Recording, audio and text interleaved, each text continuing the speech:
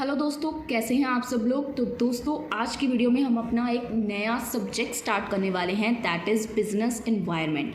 Business environment subject जो है ये हमारा एमकॉम सेकंड सेम का सब्जेक्ट है और जैसे कि हमने लास्ट ईयर के एग्जाम्स में किया था वैसे ही हम लोग इस बार भी करेंगे। यूनिट वाइज जो भी आपके इंपॉर्टेंट क्वेश्चंस बनते हैं उनके ऊपर हम वीडियोज़ लेके आएंगे और एक सब्जेक्ट के ऊपर एक हम अपने चैनल के ऊपर प्लेलिस्ट क्रिएट करेंगे जिसके अंदर आपको उस सब्जेक्ट के रिलेटेड चारों यूनिट्स की वीडियो अवेलेबल मिल जाएगी। तो आप लोगों को कहीं पे भी घूमना नहीं है, चैनल पे जाके सिंपली इसी वीडियो के डिस्क्रिप्शन में मैं आपको प्लेलिस्ट का लिंक देने वाली हूँ। उसी प्लेलिस्ट में मैं नई वीडियो, जैसे अभी यूनिट 1 की वीडियो ये है, इसके बाद जो यूनिट 2 की आएगी इसी प्लेलिस्ट में मैं ऐड ऑन करूँगी। यूनिट 3 की आएगी वो भी ऐड ऑन करूँगी और इस वीडियो में आपको यूनिट 1 की इंपॉर्टेंट क्वेश्चंस मैं बताने वाली हूँ जिनको देखने के बाद आपको यूनिट 1 से कोई भी और क्वेश्चन करने की ज़रूरत नहीं है। ठीक है जी, तो वीडियो को स्टार्ट करते हैं। और स्टार्ट करने से पहले आप सबसे एक छोटी सी रिक्वेस्ट है कि जिन्होंने भी अभी तक हमारे चैनल को सब्सक्राइब नहीं किया है सो प्लीज़ चैनल को सब्सक्राइब कर लें ताकि अगली वीडियोस की नोटिफिकेशन आपके पास टाइम से आ जाए। तो जैसे कि आप लोग स्क्रीन पे देख सकते हैं, बिजनेस एनवायरनमेंट हमारा सब्जेक्ट है और हम लोग इसका आज यूनिट 1 कवर करने वाले हैं। तो सबसे पहला क्वेश्चन क्या है, जो हमारा सब्जेक्ट का नाम है बिजनेस एनवायरनमेंट, वो एक्चुअल में होता क्या है। जब तक आपको आपके सब्जेक्ट का मीनिंग नहीं पता कि जो आप पढ़ रहे हो वो है क्या, तो आप आगे स्टडी नहीं कर पाओगे। So what is business environment और उसके कंपोनेंट्स क्या हैं। तो इसके जो कंपोनेंट्स हैं ना उसको आपको बहुत अच्छे से समझना है, जो भी मैं समझाऊंगी, क्योंकि एक एक कंपोनेंट के ऊपर स्पेसिफिक एक एक लॉन्ग क्वेश्चन आ रखा है पेपर में।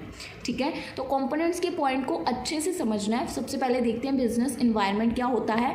बिजनेस एनवायरनमेंट इज सम और कलेक्शन ऑफ ऑल इंटरनल और एक्सटर्नल फैक्टर्स। बिजनेस एनवायरनमेंट क्या होता है कि एक बिजनेस के जितने भी, चाहे वो इंटरनल मैटर्स हैं चाहे वो उस कंपनी के बिजनेस के एक्सटर्नल मैटर्स हैं, सभी मैटर्स का सम यानी कि कलेक्शन ऑफ ऑल फैक्टर्स, जैसे कि उसके एम्प्लॉयज़ क्या कर रहे हैं, कस्टमर्स की नीड्स क्या हैं, एक्सपेक्टेशंस क्या हैं, सप्लाई एंड डिमांड क्या है, मैनेजमेंट क्या है, सब कुछ जिसके अंदर आता है उसको बोलते हैं बिजनेस एनवायरनमेंट। पूरा कलेक्शन है, चाहे कोई इंटरनल फैक्टर है चाहे कोई एक्सटर्नल फैक्टर है, दोनों को कंबाइन करके तो एक बिजनेस एनवायरनमेंट क्रिएट होता है। ये जो फैक्टर्स हैं ये सभी हमने ऊपर देखी, ये इफेक्ट करते हैं किसी ना किसी तरीके से कंपनी के फंक्शंस को, कैसे कंपनी काम करेगी, डायरेक्टली करेगी, इनडायरेक्टली करेगी, सब कुछ इसकी वजह से इफेक्ट होता है कि क्या इन्वायरमेंट चल रहा है। अगर इन्वायरमेंट ख़राब है तो वो कंपनी पे इफेक्ट करेगा ही करेगा। So some of these factors influence the company और बिजनेस ऑर्गेनाइजेशन का इन्वायरमेंट को इफेक्ट करते हैं। बिजनेस एनवायरनमेंट जो है ये एक मोस्ट इंपॉर्टेंट एस्पेक्ट है, किसी भी बिजनेस का सबसे ज़रूरी एस्पेक्ट माना जाता है। अगर एनवायरनमेंट नहीं सही होगा तो बिजनेस कैसे रन करेगा, सो मोस्ट इंपॉर्टेंट एस्पेक्ट है। सो बिज़नेस एनवायरनमेंट को हम लोग ऐसे भी बोल सकते हैं जैसे कि बिज़नेस की सराउंडिंग्स क्या है, आसपास क्या हो रहा है। जैसे कि अगर हमारे घर का एनवायरनमेंट ख़राब है तो वो कहीं ना कहीं हमारे घर का एनवायरनमेंट हमें इफेक्ट करेगा। वैसे ही जो बिज़नेस के आसपास की सराउंडिंग्स है, अगर वहाँ पे कुछ माहौल ख़राब है तो वो बिज़नेस को भी इफ़ेक्ट करेगा। सिंपल है बिल्कुल, ठीक है। But for businesses these surroundings, जो ये इसकी सराउंडिंग्स है बिजनेसेस के लिए, ये बिज़नेस को हेल्प भी कर सकती हैं और बेकार भी बना सकती हैं, उसकी सक्सेस में रोड़े भी डाल सकती हैं, हर्डल्स क्रिएट कर सकती हैं। सो अब बात करते हैं इनके कुछ कंपोनेंट्स के बारे में कि बिजनेस एनवायरनमेंट के कंपोनेंट्स क्या हैं। सबसे पहला कंपोनेंट है इकोनॉमिक एनवायरनमेंट, कि इकोनॉमी क्या चल रही है, यानी इन्वायरमेंट के अंदर मनी मैटर्स कैसे फ्लो हो रही है, मनी का क्या मतलब फ्लो चल रहा है। सो this part is all about how the money world is doing, कि मनी वर्ल्ड में क्या चल रहा है, कितना लोग स्पेंड कर रहे हैं, कितना लोग बाय कर रहे हैं, क्या स्टफ़ बाय कर रहे हैं, कितनी कॉस्ट का बाय कर रहे हैं, कितना लोग सेव कर रहे हैं, कितना लोग स्पेंड कर रहे हैं। सो सारे मनी मैटर्स, ये है इसका first component of business environment. की पहले तो बिजनेस एनवायरनमेंट का कंपोनेंट क्या है कि इकोनॉमिक क्या कर रही है, वर्ल्ड में पैसों का क्या चल रहा है, हिसाब किताब। सेकंड, सोशल और कल्चर एनवायरनमेंट क्या है, सोशल लोगों की, सोशल लोग मतलब कैसे रहते हैं, उनका क्या है और उनका कल्चर क्या है। This is about understanding what people like and how they live, लोगों को ज़्यादा क्या पसंद आ रहा है और लोग कैसे रहना पसंद करते हैं, लोगों की हैबिट्स क्या हैं, उनके ट्रेडिशंस क्या हैं, क्या चीज़ है जो उनको बहुत खुश करती है। सो बिजनेसेस को इन सब चीज़ों को समझने की बहुत ज़रूरत होती है ताकि वो उसी अकॉर्डिंग अपनी सर्विसेज या अपने प्रोडक्ट्स जो हैं वो कस्टमर तक पहुँचा पाएँ। नंबर थर्ड कंपोनेंट क्या है कि टेक्नोलॉजिकल एनवायरनमेंट क्या है। Think about all the need stuff we use every day. Technology क्या यूज़ कर रहे हैं हम, जैसे कि हमारे smartphones, fancy machines. So this part is about new inventions, कैसे ये हमारे बिजनेस को, हमारे काम करने के तरीकों को बदल रहा है। Third component technological environment. Fourth political और लीगल एनवायरनमेंट, जैसे कि घर में हमारे कुछ रूल्स होते हैं, ऐसे ही बिजनेस में भी कुछ रूल्स होते हैं जिनको गवर्नमेंट के द्वारा बनाया जाता है और बिजनेस को उन रूल्स को फॉलो करना होता है, जैसे कि कुछ टैक्स पे करना, प्रोडक्ट ऐसा बनाना कि वो सेफ़ हो और मतलब श्योर होना कि प्रोडक्ट अच्छा है, ठीक है। उसके बाद नेक्स्ट हमारा कंपोनेंट क्या है कि इन्वायरमेंटल और नेचुरल रिसोर्सेज को इफेक्ट ना करना, यानी कि पोल्यूशन नहीं फैलाना है। तो बिजनेस इन्वायरमेंट का फिफ्थ कंपोनेंट क्या है कि ये इन्वायरमेंट फ्रेंडली होना चाहिए। This is about taking care of our planet, जिसके अंदर इंक्लूड है जैसे कि पोल्यूशन, यूजिंग रिसोर्सेज को यूज़ करना, being mindful of how businesses की बिजनेस जो है वो कैसे इन्वायरमेंट को इम्पैक्ट कर रहा है। क्या बिजनेस है हमारा बिजनेस ऐसा है कि बहुत ज़्यादा पोल्यूशन क्रिएट कर रहा है उस एरिया में, तो क्या चीज़ है वो, ठीक है। नेक्स्ट कंपोनेंट क्या है, competitive environment. Imagine a big game where lots of players are trying to win, so that's what business competition is like. Business का कॉम्पिटिशन क्या होता है कि बहुत सारे प्लेयर्स हैं और सबके सब चाहते हैं कि मुझे ही जीतना है। So companies need to know कि उनके राइवल्स क्या कर रहे हैं, उनको फिगर आउट करना चाहिए कि उनके राइवल्स अगली चाल कौन सी चलने वाले हैं, अगला प्लान क्या है, तभी तो हम उनसे एक कदम आगे बढ़ पाएंगे ना। एक कदम आगे की सोचनी है, तभी हम लोग कॉम्पिटिटिव एनवायरनमेंट में स्टे कर पाएंगे। उसके बाद नेक्स्ट कंपोनेंट क्या है कि global environment. This is about looking at the big picture, world wide हम लोगों ने इसको देखना है। इट्स अबाउट अंडरस्टैंडिंग कि दूसरी कंट्रीज़ में क्या हो रहा है, क्या करने से उस कंट्री में बिजनेस में क्या इफेक्ट आ रहा है, क्या चीज़ है जो कंट्री की इकॉनमी को ग्रोथ कर रही है, मनी मैटर्स को बढ़ा रही है, क्या किया था ऐसा उस कंट्री ने कि जिसकी वजह से वहाँ पर मनी की वैल्यूज़ बढ़ गई हैं, प्राइजेज इंक्रीज़ हो गए हैं। सो ये चीज़ें आपको चेक करनी है। तो ये हमने कुछ इसके किए हैं कंपोनेंट्स। अब इन्हीं कंपोनेंट्स के ऊपर आगे पूरा क्वेश्चन क्रिएटेड है, तो प्लीज़ ध्यान से देखिएगा। जैसे कि पहला क्वेश्चन है, define components of social culture environment. हमने सेकंड कंपोनेंट किया था सोशल कल्चर एनवायरनमेंट, और अब हमने क्वेश्चन करना है सोशल कल्चर एनवायरनमेंट के कंपोनेंट्स, कैसे सोशल कल्चर एनवायरनमेंट जो है बिजनेस को इन्फ्लुएंस करता है। पहले तो सोशल कल्चर एनवायरनमेंट की आपको डेफिनेशन बता देती हूँ। दिस इज़ अबाउट अंडरस्टैंड करना कि कैसे लोगों को क्या चीज़ पसंद आ रही है, लोग कैसे रहना पसंद करते हैं। इट्स अबाउट उनकी हैबिट्स क्या हैं, ट्रेडिशंस क्या हैं, क्या चीज़ें उनको हैप्पी करती है। बिजनेसेस को इन चीज़ों को जानना बहुत ज़रूरी है ताकि वो उसी के अकॉर्डिंग कस्टमर्स को प्रोडक्ट्स और सर्विसेज ऑफर कर पाएँ जो एक्चुअल में उनके कस्टमर्स को चाहिए। सो यहाँ पे कुछ इसके की कंपोनेंट्स हैं सोशो कल्चर एनवायरनमेंट के। सबसे पहला कंपोनेंट क्या है, social norms. These are the unwritten rules कि हम लोगों ने कैसे, जैसे कि सोसाइटी में या किसी ग्रुप में बिहेव करना है। हमारे सोशल नॉर्म्स बोल सकते हैं कि अगर हमने किसी को कुछ कहना है तो प्लीज़ कह के कहना है, थैंक यू कहना है। तो ये क्या है, हमें जो सोशली रिस्पेक्ट करनी सिखाई जाती है कि सोसाइटी या ग्रुप ऑफ पीपल्स के सामने, जैसे हम घर में तू मैं करते हैं, बाहर वालों के सामने हम कैसे वेल मैनर्ड बिहेव करते हैं। तो ये क्या है, हमारे सोशल नॉर्म्स, ठीक है। सोशल कल्चर एनवायरनमेंट का first component social norms. Second culture, this things includes like उनकी जैसे लैंग्वेज क्या है, फूड क्या है, म्यूजिक क्या, टेस्ट क्या है, ट्रेडिशंस क्या है जो कि वो ग्रुप ऑफ पीपल्स के साथ शेयर करते हैं। For instance the way people की कैसे ड्रेसअप होते हैं, कैसे फेस्टिवल्स को सेलिब्रेट करते हैं, ये उनके कल्चर का ही कहीं एक पार्ट है। तो सेकंड कंपोनेंट क्या है सोशल कल्चर एनवायरनमेंट का, उनका culture. First social norm, second culture, third कि उनकी बिलीव्स और वैल्यूज़ क्या हैं। बिलीव्स क्या होते हैं, that ideas, beliefs are ideas that people accept as true, जो उनको बताया जाता है कि बिलीफ है कि हम लोग इन भगवान में मानते हैं, तो ये उनका बिलीफ है। लाइक रिलीजियस बिलीफ जैसे हम करते हैं। और जो उनके बिलीव्स हैं, beliefs about what is right, what is wrong, तो जो चीज़ें हमें बचपन से बताई जाती हैं कि ये चीज़ें एग्जिस्ट करती हैं, तो वो हमारे बिलीव्स हैं, हमने एक्सेप्ट कर लिया कि ये चीज़ें सही है, असल में यही होती है।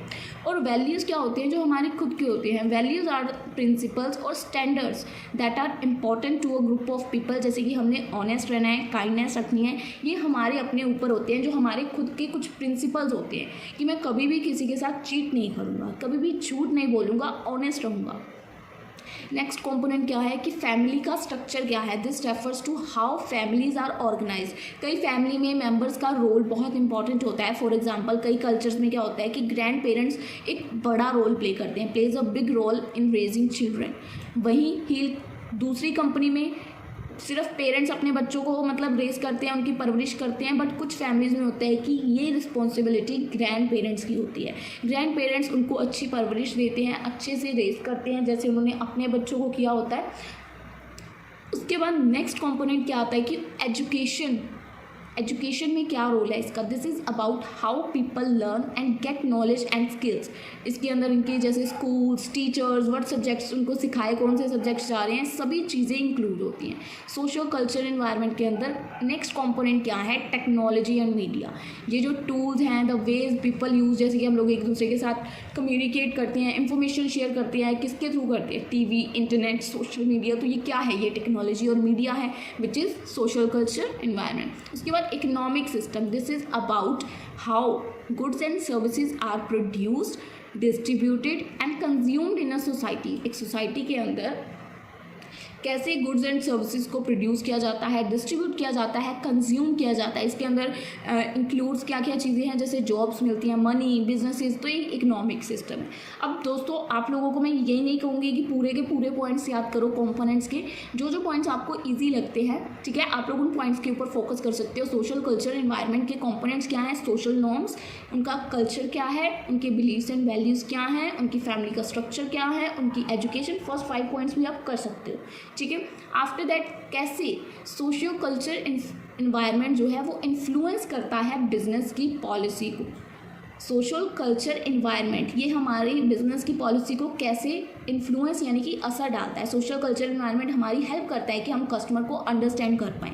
बिजनेसेस को समझना चाहिए ना कि क्या कस्टमर को पसंद है, क्या कस्टमर किसकी केयर करता है। तो सोशल कल्चर एनवायरनमेंट बेसिकली हमें वही बताता है कि but people in a society किन चीज़ों की लोग वैल्यू करते हैं, जैसे कि क्वालिटी या प्राइस या सोशल रिस्पॉन्सिबिलिटी, क्या चीज़ों को लोग ज़्यादा प्रेफर करते हैं। सो सोशल कल्चर एनवायरनमेंट हेल्प करता है अंडरस्टैंड करने में, और बिजनेस की पॉलिसीज़ भी फिर उसी अकॉर्डिंग शेप की जाती हैं ताकि वो कस्टमर्स की नीड और प्रेफरेंसेस को पूरा कर पाएँ। नेक्स्ट ये हेल्प करता है अडेप्ट करने में कल्चर नॉर्म्स को। हर सोसाइटी के अपने अपने कस्टम्स होते हैं, अपने अपने ट्रेडिशंस होते हैं।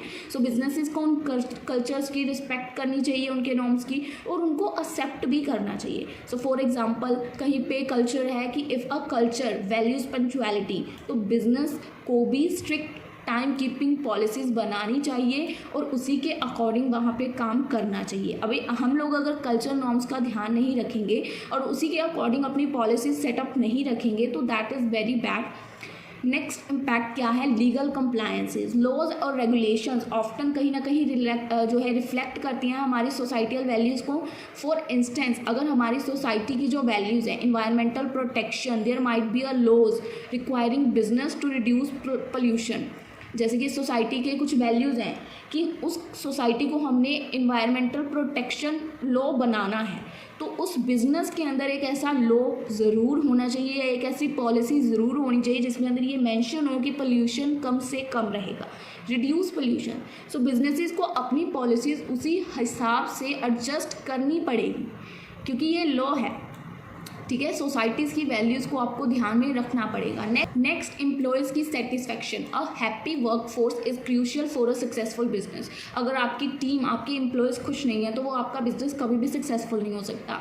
Understanding culture differences among employees, क्योंकि हो सकता है ना सभी एम्प्लॉयज़ डिफरेंट कल्चर से बिलोंग करते हो, तो उनके लिए एक ऐसा एनवायरनमेंट क्रिएट करना जैसे कि अंडरस्टैंड कल्चर डिफरेंसेस की एम्प्लॉयज़ और उनको हेल्प करना बिजनेस की पॉलिसीज़ क्रिएट करने में, that promote a positive work environment, क्योंकि कल्चर्स का ध्यान में रख के बिजनेस की पॉलिसीज़ को बनाना। फॉर एग्जांपल उनको फ्लेक्सिबल वर्क आवर्स प्रोवाइड करना to accommodate diverse culture practices की काम उसी अकॉर्डिंग कर पाएँ, उनकी जो भी सेटिस्फेक्शन है उसके अकॉर्डिंग उनको वर्क्स आवर प्रोवाइड किए जाए। Next marketing and communication.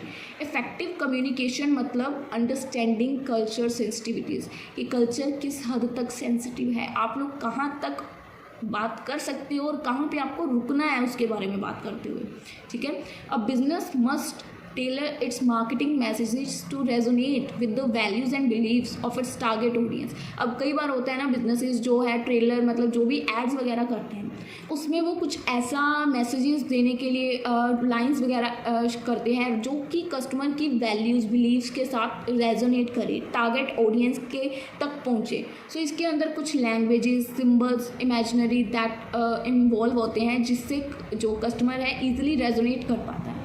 तो इसके कुछ कंपोनेंट्स कैसे इसको इन्फ्लुएंस करती है बिजनेस पॉलिसी को।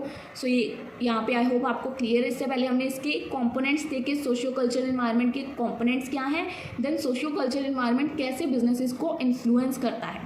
थर्ड क्वेश्चन हम लोग देखेंगे। नेक्स्ट क्वेश्चन क्या है, व्हाट इज टेक्नोलॉजिकल इन्वायरमेंट, इसके बेसिक फीचर्स, एलिमेंट्स, इम्पैक्ट। तो देखते हैं क्वेश्चन को। पहले तो देखो टेक्नोलॉजिकल इन्वायरमेंट क्या होता है। Think about all the need stuff we use every day, जैसे कि स्मार्टफोन, फैंसी मशीन्स, ठीक है। तो इसके अंदर टेक्नोलॉजिकल इन्वायरमेंट्स क्या है, हमारे कूल गैजेट्स जितने भी ना, सब टेक्नोलॉजिकल इन्वायरमेंट है, जिसकी वजह से हमारे बिजनेस के काम जो है ईजी हो चुके हैं, ठीक है। इसके अंदर सभी टूल्स आते हैं, मशीनरी, इक्विपमेंट, टेक्निक, सिस्टम, जो भी हम लोगों को गुड्स एंड सर्विसेज को, मतलब जो भी लोग यूज़ करते हैं ना काम करने के लिए टूल्स, वो सभी इसके अंदर आते हैं। सो इसके कुछ बेसिक फीचर्स क्या है टेक्नोलॉजिकल इन्वायरमेंट के, कि न्यू स्टफ आता रहता है, ठीक है। लोग नई चीज़ें इन्वेंट करते ही रहते हैं, जैसे smartphone, electric cars. So these inventions जो हैं वो हमारी लाइफ को कहीं ना कहीं ईजियर भी बना रही हैं, फन भी क्रिएट कर रही हैं लाइफ में। तो न्यू स्टफ आता रहता है। गेटिंग बेटर, द टेक्नोलॉजी जो है हम यूज़ कर रहे हैं इंप्रूव होती रहती है, अपडेट होती रहती है। अब हम कभी कभी कंप्यूटर्स यूज़ करते रहते हैं, अपडेट्स आते रहते हैं।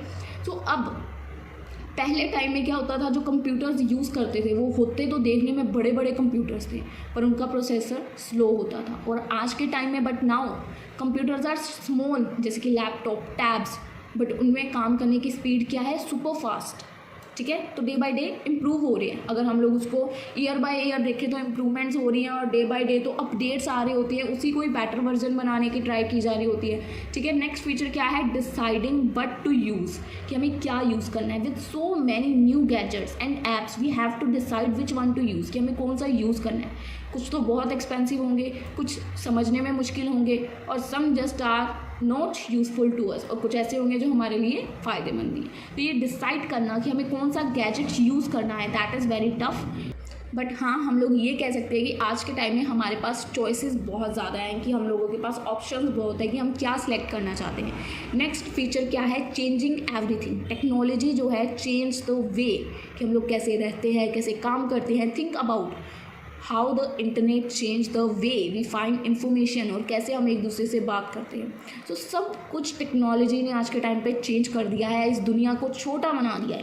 पहले क्या होता था, दूसरे शहर में हैं तो उसको लेटर लिखो, टेलीफोन के थ्रू कॉल करो, और आज के टाइम में विद इन अ सेकेंड्स हम लोग उनके साथ बात कर सकते हैं, हम लोग उनके साथ कनेक्ट कर सकते हैं। डिफरेंट कंट्रीज, डिफरेंट मतलब कहीं पे भी आप किसी से भी बात कर सकते हो। नेक्स्ट फीचर क्या है, things happen fast. New technology come outs all the time and it can feel like things are changing really quickly. जो चीज़ें हैं वो बहुत क्विकली चेंज हो रही हैं। जो आज के टाइम में कूल है, हो सकता है वो कल पुराना हो जाए, वो उतना कूल ना रहे कल तक। सो गुड और बैड, टेक्नोलॉजी के कुछ अच्छी चीज़ें भी हैं जो हमारी हेल्प करती हैं, और इसमें कुछ चैलेंजेस भी हैं कि हमें अपनी प्राइवेसी को ऑनलाइन प्रोटेक्ट कैसे करना है। तो टेक्नोलॉजी गुड और बैड दोनों है। हम लोग इसको सिर्फ गुड भी नहीं बोल सकते और सिर्फ बैड भी नहीं बोल सकते। कहीं ना कहीं ये हेल्पफुल भी है, जैसे अभी हेल्पफुल है ये आप लोगों को स्टडी करवाने में। अगर ये टेक्नोलॉजी ना होती तो आप कहीं ना कहीं इन वीडियोस तक नहीं पहुंच पाते। तो ये कहीं ना कहीं अच्छी भी है, कहीं ना कहीं बुरी भी है। उसके बाद इसके कुछ एलिमेंट्स देखते हैं, एलिमेंट्स ऑफ टेक्नोलॉजिकल इन्वायरमेंट। इसके एलिमेंट्स क्या हैं?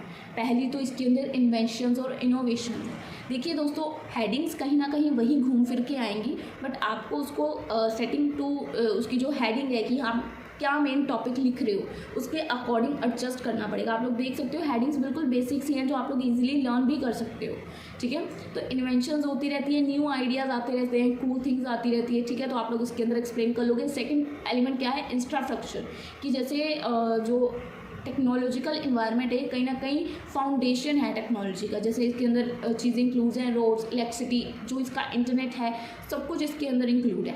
It's what support all the gadgets and devices we use. तो ये सबको सपोर्ट करता है, जो भी गैजेट्स डिवाइस हम यूज़ करते हैं। कहीं ना कहीं इसका इंफ्रास्ट्रक्चर जो है टेक्नोलॉजिकल इन्वायरमेंट है। अगर ऐसा इन्वायरमेंट ही ना होता तो कोई भी इन चीज़ों को क्रिएट ही ना करता। अगर डिमांड ही ना होगी तो सप्लाई क्यों होगी?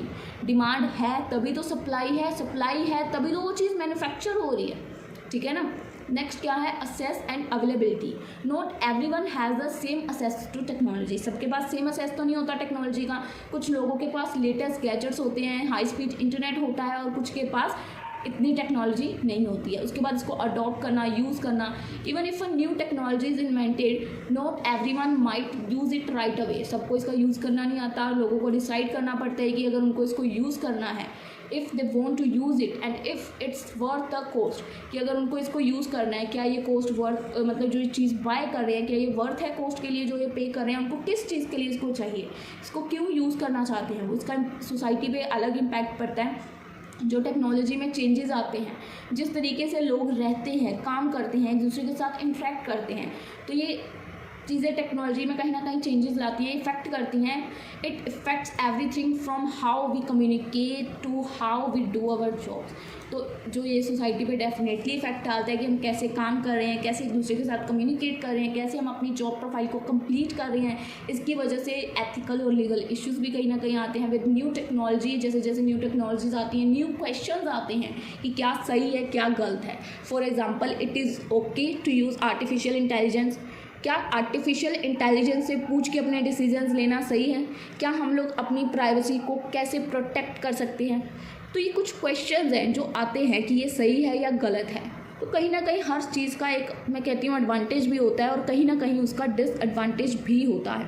नेक्स्ट क्या है? ग्लोबलाइजेशन। टेक्नोलॉजी जो है वो हमें ग्लोबली कनेक्ट करती है। हम लोग बाहर की कंट्रीज़ तक से प्रोडक्ट्स को बाय कर सकते हैं। हमें घर पे बैठ के सिंपल सा एक ऑर्डर डालना होता है और दूसरी कंट्री से प्रोडक्ट हमारे घर पे आ जाता है। So it's good. अब टेक्नोलॉजी जो है वो सोसाइटी पे असर क्या डालती है, टेक्नोलॉजी कैसे सोसाइटी को इम्पैक्ट करती है। इसने सोसाइटी में कम्युनिकेशन करना इजी कर दिया। लोग फटाफट एक दूसरे से जैसे भी उनको बात करनी है कर सकते हैं। एजुकेशन में टेक्नोलॉजी ने बहुत बड़ा इम्पैक्ट डाला है, एजुकेशन को इजी कर दिया है। लोग इजीली फ़ोन्स के थ्रू कर सकते हैं। काम में बहुत बड़ा रोल है टेक्नोलॉजी का। टेक्नोलॉजी ने हमारे काम को बहुत ईजी कर दिया है। ईजी वे में हम लोग जस्ट वन क्लिक अपने काम को कंप्लीट कर सकते हैं। हेल्थ केयर में टेक्नोलॉजी का बहुत बड़ा रोल है। टेक्नोलॉजी ने हमारी हेल्थ केयर्स को इम्प्रूव किया है, डॉक्टर्स को एडवांस मशीन्स मिली हैं, ठीक है। उसके बाद एंटरटेनमेंट में भी टेक्नोलॉजी ने पीछे नहीं छोड़ा है खुद को। टेक्नोलॉजी हमें एंडलेस जो एंटरटेनमेंट के ऑप्शंस हैं वो प्रोवाइड करती हैं। हम लोग कभी भी मूवीज़ देख सकते हैं, गेम्स खेल सकते हैं, गाने सुन सकते हैं, कुछ भी कर सकते हैं जो हम चाहते हैं। नेक्स्ट हमारी सोशल लाइफ, इसको भी कहीं ना कहीं इसने इफेक्ट या इम्पैक्ट डाला है कि हम कैसे सोशलाइज हैं। सोशल मीडिया हमें हमारे फ्रेंड्स के साथ कनेक्ट करती है, कैसे हम मतलब रह रहे हैं, कैसे हम लोग अपनी ऑनलाइन इंटरेक्शंस को बैलेंस करते हैं रियल लाइफ रिलेशनशिप्स के साथ। तो सोशल लाइफ कहीं ना कहीं इसको भी इम्पैक्ट करती है। इकोनॉमी में क्या चल रहा है? Technology create new jobs and industries but also changes existing one। Technology new jobs को तो कहीं ना कहीं क्रिएट कर रही है इंडस्ट्री में, बट जो एग्जिस्टिंग वन है उनको भी चेंज कर रही है। ऑटोमेटिंग सिस्टम आ गया जिसकी वजह से कुछ जॉब्स इजी हो गई है, बट इसकी वजह से वर्कर्स भी रिप्लेस हो चुके हैं। अब जो काम ही ऑटोमेटिक मोड पे चला गया, उस काम को करने पे पहले 5 बंदे लगते थे, अब ऑटोमेटिक मोड पे जाने की वजह से उसमें मुश्किल से 2 बंदे लग रहे हैं। तो कहीं ना कहीं जॉब्स कम हो गई ना, वर्कर्स को रिप्लेस कर दिया गया। तो फ्रेंड्स, इसके बाद हमारा नेक्स्ट क्वेश्चन है, explain the main elements of political environment. कि क्या मेन एलिमेंट्स हैं पॉलिटिकल इन्वायरमेंट के। हाउ डज पॉलिटिकल इन्वायरमेंट जो है वो बिजनेस को, कंट्री के बिजनेस को अफेक्ट करता है। तो पहले पॉलिटिकल इन्वायरमेंट होता क्या है। जस्ट लाइक हमारे घर में कुछ रूल्स होते हैं, वैसे ही कुछ बिजनेस में भी रूल्स होते हैं। ये रूल्स गवर्नमेंट के द्वारा बनाए जाते हैं कि जैसे हमें टैक्स को पे करना है, मेक श्योर करना है कि जो हम प्रोडक्ट बना रहे हैं वो सेफ़ है। सो इसके कुछ इन्वायरमेंट एलिमेंट्स क्या हो सकते हैं पॉलिटिकल इन्वायरमेंट के। सो सबसे पहला एलिमेंट है कि ये गवर्नमेंट के थ्रू होता है, यानी कि this is the group of people और इंस्टीट्यूट जिसके अंदर जो अथॉरिटी है वो गवर्नमेंट के पास होती है। ग्रुप ऑफ पीपल और इंस्टीट्यूट्स होते हैं जिनके पास अथॉरिटी होती है, वो उनके लिए एक इन्फोर्स लॉ बनाते हैं। Government can be different types, जैसे कि democracies where citizens vote for leader, और dictatorship where leaders hold over the powers. तो गवर्नमेंट 2 तरह की काफ़ी टाइप की हो सकती है, ठीक है, डिफरेंट टाइप्स की हो सकती है। एक तो वो होती है जिसमें सिटीजन्स वोट करते हैं कि हमें कौन सा लीडर्स चाहिए, और दूसरी होती है जहाँ पे लीडर्स सारी पावर्स को होल्ड करते हैं कि कौन नेक्स्ट लीडर बनेगा, ठीक है। तो उसी के अकॉर्डिंग यहाँ पे रूल्स बनाए जाते हैं। तो पॉलिटिकल इन्वायरमेंट का फर्स्ट एलिमेंट है government. Second, laws and regulation. These are the rules set by the government that everyone must follow, जिसको सबको फॉलो करना होता है। इसके अंदर वेरियस एस्पेक्ट्स होते हैं लाइफ के, जिसके अंदर टैक्स इंक्लूड होता है, एजुकेशन, पब्लिक सेफ्टी सब इंक्लूड होता है। Laws are created to maintain order. Laws को क्यों क्रिएट किया जाता है? ताकि ऑर्डर्स को मेंटेन किया जा सके और सिटीजन्स के राइट को प्रोटेक्ट कर सके। थर्ड कॉम्पोनेंट एलिमेंट क्या है? Political parties. पॉलिटिकल पार्टीज़ जो है these are organized group of people जो सिमिलर आइडियाज़ को शेयर करते हैं कि कैसे गवर्नमेंट को फंक्शन करना चाहिए। दे कम्पीट इन इलेक्शन के अंदर वो एक दूसरे के साथ कम्पीट करते हैं ताकि वो पावर को गेन कर पाएँ, यानी कि पावर में आ पाएँ और उसके बाद गवर्नमेंट के डिसीजन को इन्फ्लुएंस कर पाएँ। पॉलिटिकल पार्टीज़ के पास डिफरेंट बिलीव्स होते हैं एंड अपनी अपनी अलग अलग प्रायोरिटीज़ होती हैं। जैसे कि अभी भगवंत मान जी आए थे तो उनकी प्रायोरिटीज़ थी कि बिजली के बिल माफ़ करेंगे, ठीक है, फ्री दवाइयाँ चलाएंगे, तो उन्होंने वो की ना। तो सभी पॉलिटिकल पार्टीज़ के अपने अपने बिलीव्स होते हैं, प्रायोरिटीज़ होती हैं कि जैसे कि हेल्थ केयर, इकोनॉमी, क्या उनकी प्रायोरिटी है, ये हर पार्टी की अलग अलग होती हैं, ठीक है। नेक्स्ट पॉलिटिकल इन्वायरमेंट का एलिमेंट क्या है? Political leaders. These are individuals होते हैं पॉलिटिकल लीडर्स जो होल्ड करते हैं एक पोजीशन को जिसमें उनके पास पावर होती है। ये गवर्नमेंट के लीडर्स होते हैं जैसे कि प्रेसिडेंट, प्राइम मिनिस्टर या मेंबर ऑफ पार्लियामेंट। ये रिस्पॉन्सिबल होते हैं जो भी ये डिसीजन लेते हैं, they are responsible for making decision. कोई भी अगर लॉ को प्रपोज करते हैं, रिप्रेजेंट करते हैं इंटरेस्ट ऑफ पीपल दे सर्व, तो ये सबके लिए जो भी ये डिसीजंस लेते हैं उनके लिए रिस्पॉन्सिबल होते हैं। नेक्स्ट एलिमेंट क्या है कि पब्लिक का ओपिनियन क्या है? This refers to the collective view and attitudes of the general population toward political issues and government actions. Public यानी कि जो इनका कलेक्टिव व्यू क्या है, जिसमें हम लोग पब्लिक का ओपिनियन देखते हैं कि उनका एक कलेक्टिव व्यूज़ क्या है कि पॉलिटिकल इश्यूज या गवर्नमेंट एक्शंस। जनरल पॉपुलेशन जो है इसके अकॉर्डिंग क्या कलेक्टिव व्यूज़ देती है। पब्लिक का ओपिनियन जो है वो कहीं ना कहीं हमारे इलेक्शंस को इन्फ्लुएंस करता है, पॉलिसी बनाने में असर डालता है और ओवरऑल कहीं ना कहीं डायरेक्शन जो गवर्नमेंट की पॉलिसीज़ को वो देता है कि पब्लिक का ओपिनियन है क्या एक्चुअल में, ठीक है। तो इसी वजह से पब्लिक से ही वोट्स करवाई जाती है इलेक्शंस के थ्रू। तो उसके बाद नेक्स्ट एलिमेंट क्या है? International relation. इसके अंदर इन्वॉल्व होता है कि how a country interact with other Nations in the area like जैसे डिप्लोमेसी, ट्रेड, डिफेंस, कैसे हम लोग उनके साथ इंटरेक्ट कर रहे हैं। गवर्नमेंट नेगोशिएट करती है, इंगेज इन डिप्लोमेटिक रिलेशंस और पार्टिसिपेट करती है इंटरनेशनल ऑर्गेनाइजेशंस के साथ ताकि वो जो उनके इंटरेस्ट है उनको प्रमोट कर पाएँ और दूसरी कंट्रीज़ के साथ एक मीनिंगफुल रिलेशनशिप को मेंटेन कर पाएँ दूसरी कंट्रीज़ के साथ। उसके बाद इसका नेक्स्ट जो है वो एलिमेंट क्या है? Political stability. This is the degree of order and continuity with the country political system, कि कंट्री का पॉलिटिकल सिस्टम क्या है, पॉलिटिकली स्टेबल है पॉलिटिकल इन्वायरमेंट, क्योंकि इसकी वजह से बहुत इफेक्ट होता है। अगर हम लोगों ने फॉरेन इन्वेस्टर्स को भी इन्वाइट करना है तो अगर पॉलिटिकल स्टेबिलिटी नहीं है तो बाहर के इन्वेस्टर्स तक हमारी कंट्री में नहीं आएंगे। तो अ स्टेबल पॉलिटिकल इन्वायरमेंट कहीं ना कहीं प्रोवाइड करता है predictability and confidence for citizen, business and investors. कहीं ना कहीं ये इन्वेस्टर्स, बिजनेस को कॉन्फिडेंस प्रोवाइड करता है अगर कंट्री के अंदर एक स्टेबल पॉलिटिकल इन्वायरमेंट है, ठीक है जी। उसके बाद पॉलिटिकल इन्वायरमेंट कैसे कंट्री के बिजनेस को अफेक्ट करता है, क्योंकि पॉलिटिकल इन्वायरमेंट है इसके अंदर कुछ ना कुछ रूल्स एंड रेगुलेशंस होते हैं जैसे हमारे घरों में होते हैं। So government make rules that businesses को फॉलो करने पड़ेंगे, जैसे टैक्स, सेफ्टी रूल्स, ठीक है। सो अगर कुछ भी इन रूल्स के अंदर चेंज आता है तो ये बिजनेस को अफेक्ट करते हैं। बिजनेस कैसे ऑपरेट हो रहा है, कैसे प्रॉफिट कर रहा है, तो उसको ये बहुत बुरी तरह से इफेक्ट करेंगे। सेकेंड, उसकी स्टेबिलिटी को, क्योंकि कंपनी के जो कंट्री है हमारी उसके पास एक स्टेबल पॉलिटिक्स नहीं है तो बिजनेसेस को कैसे कॉन्फिडेंस फील होगा। मैंने आपको पहले भी बताया अगर एक कंट्री के अंदर स्टेबिलिटी नहीं है उसके पॉलिटिकल सिस्टम में तो वहाँ पे इन्वेस्टर्स नहीं आएंगे, बिजनेसेस कॉन्फिडेंट नहीं होंगे, वहाँ कोई इन्वेस्ट नहीं करेगा, कंट्री कैसे ग्रो होगी, ठीक है। तो अगर यहाँ पे पॉलिटिकल अनसर्टेनिटी है तो बिजनेस माइट होल्ड बैक, बहुत सारे बिजनेसेस अपने आप को पीछे खींच लेंगे कि हमें नहीं इस कंट्री में इन्वेस्ट करना, हम नहीं चाहते इस कंट्री में इन्वेस्ट नहीं करेंगे, यहाँ पॉलिटिकल स्टेबिलिटी नहीं है। So businesses might hold back on investing कि हम नहीं इन्वेस्ट करेंगे। Next, trade policies. Governments decide करती हैं on trade rules with other countries, जैसे कि टैक्स कितना होगा, इंपोर्ट्स क्या है। सो दीज पॉलिसीज़ जो है वो इफेक्ट करती हैं कि हम लोग किस कोस्ट पे बिजनेस को कर रहे हैं, स्पेशली फॉर कंपनीज जो इम्पोर्ट और एक्सपोर्ट को काम करती हैं। नेक्स्ट क्या है? गवर्नमेंट की स्पेंडिंग। गवर्नमेंट स्पेंड करती है मनी ऑन थिंग्स जैसे कि रोड, स्कूल्स, जो कि हेल्प और हर्ट करती हैं बिजनेसेस की डिपेंडिंग्स के ऊपर कि मनी कहाँ जा रही है, कहाँ इन्वेस्ट कर रहे हैं मनी इसको। तो यहाँ पे गवर्नमेंट की इन्वेस्टिंग जो है वो कहीं ना कहीं एक इशू क्रिएट कर सकती है, क्योंकि कई चीज़ों में तो गवर्नमेंट ही अपना मनी इसको स्पेंड कर देती है। पॉलिटिकल इन्वायरमेंट कहीं ना कहीं गवर्नमेंट जब स्पेंडिंग्स कर देती है तो वो बिजनेसेस को हर्ट कर सकती है, क्योंकि बिजनेसेस का काम होता है स्कूल्स, रोड्स पे वर्क करना, तो वहाँ पे अगर गवर्नमेंट वर्क करी तो कहीं ना कहीं इफेक्ट हो जाता है। पॉलिटिकल इन्वायरमेंट कहीं ना कहीं उनको इफेक्ट कर देता है। उसके बाद leadership changes. New leaders might have different ideas about how to run the country, जो कहीं ना कहीं बिजनेसेस को इफेक्ट करेगा, क्योंकि अब नए लीडर आएंगे, वो नए रूल्स बनाएंगे, नए तरीके से कंपनीज को हैंडल करेंगे। फॉर एग्जांपल जैसे कि टैक्स रेट चेंज करना, रेगुलेशंस चेंज करना, तो अब नया लीडर आया है तो सब कुछ चेंज क्यों करना है। उसके बाद relation with other country, if a country has bad relations with other it can make it harder for businesses, तो वे बिजनेसेस के लिए टफ हो जाएगा कि वो इंटरनेशनली ट्रेड कर पाएँ या अपने बिजनेस को अब्रोड में ऑपरेट कर पाएँ। तो अगर हमारे दूसरी कंट्रीज़ के साथ रिलेशन बेकार हैं तो यहाँ पे पॉलिटिकल इन्वायरमेंट बेकार हो जाएगा। Corruption, in some cases corruption एक प्रॉब्लम होती है, this can make it hard for businesses to operate fairly. Corruption की वजह से हम लोग फेयरली अपने बिजनेस को ऑपरेट नहीं कर पाते हैं और दूसरों के साथ कम्पीट भी नहीं। तो ये कुछ इम्पैक्ट थे जिसकी वजह से पॉलिटिकल इन्वायरमेंट की वजह से जो बिजनेस को इफेक्ट करते हैं। अब देखते हैं हमारा नेक्स्ट क्वेश्चन क्या है, why is internal business environment important. Business का इंटरनल बिजनेस इन्वायरमेंट क्यों इम्पॉर्टेंट है, इसका डिस्कस इट्स इम्पैक्ट, इसका क्या इम्पैक्ट है पॉलिसी की फॉर्मुलेशन के ऊपर। इंटरनल बिजनेस इन्वायरमेंट क्या होता है कि इनर वर्ल्ड कंपनी का अंदरूनी जो भी पार्ट है, जैसे उसकी लेबर, एम्प्लॉयज़, स्टाफ मेंबर्स, जो भी। The internal business environment refers to everything within a company, जो भी उसके ऑपरेशन या सक्सेस को इफेक्ट करता है। It include things like company का कल्चर क्या है, एम्प्लॉयज़ क्या है, मैनेजमेंट का स्टाइल क्या है, रिसोर्सेज क्या है, प्रोसेसेस क्या है, ठीक है।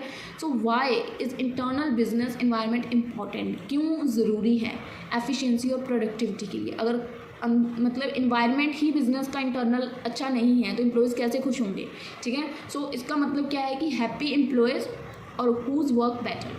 अब गुड इंटरनल बिजनेस इन्वायरमेंट का मतलब क्या होता है कि हैप्पी एम्प्लॉयज़, हमारे एम्प्लॉयज़ खुश होने चाहिए। जब वर्कर्स अच्छा फील करेंगे, वैल्यूड फील करेंगे, सपोर्टेड फील करेंगे तो वो अपना बेस्ट एफर्ट देंगे और कंपनी की प्रोडक्टिविटी हाई होगी, इनोवेशंस होंगी, क्रिएटिविटी होंगी।